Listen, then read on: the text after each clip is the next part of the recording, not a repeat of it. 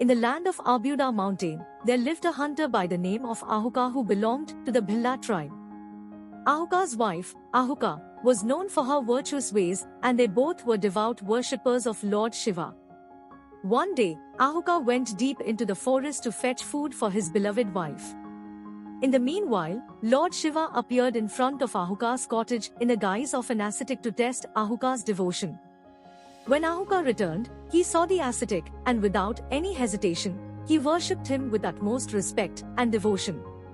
The ascetic then requested to stay for the night, and Aahuka's wife, Aahuka, happily welcomed him. Aahuka, being a good host, requested the ascetic to stay inside the small cottage while he decided to sleep outside with his weapons to protect his guest from any harm that might come his way. The Bhilla tribe always believed in being good hosts and not turning away any guests. They believed it was their moral duty to take care of their guests and provide them with the best hospitality possible. And so, they all spent the night under the watchful eyes of Lord Shiva, who was pleased with their devotion and moral values. After Aahuka had been fighting the wild animals throughout the night, he was eventually devoured by them. The ascetic felt great sadness when he awoke to find Aahuka had passed away. Aahuka, though grieving, was also a virtuous woman, and she knew that her husband had died while serving his guest, which was a noble act. She decided to join him in death by reducing herself to ashes on his funeral pyre. The ascetic agreed to arrange the pyre, and the chaste woman dutifully sat on it. At that very moment, Lord Shiva himself appeared before her, granting her a boon.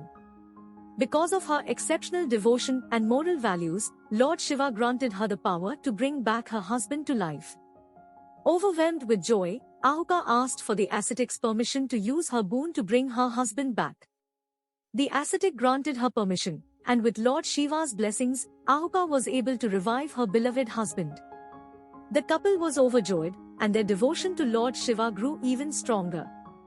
Lord Shiva's test of their devotion had proven successful, and their morality and hospitality towards their guests had not gone unnoticed.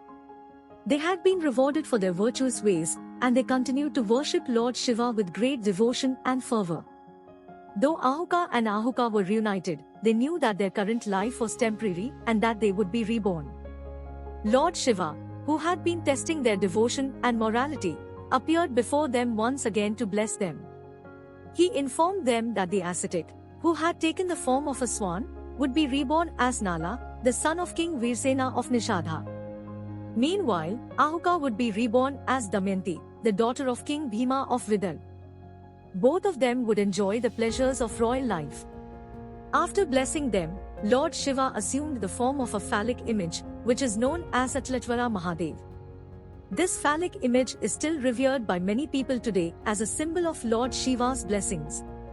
The story of Aahuka and Aahukaa teaches us the importance of morality, devotion, and hospitality. It shows that serving one's guests with utmost respect and care is a noble act and that it can lead to great rewards, both in this life and the next. The story also emphasizes that Lord Shiva rewards those who lead virtuous lives and that his blessings are always with those who have strong moral values.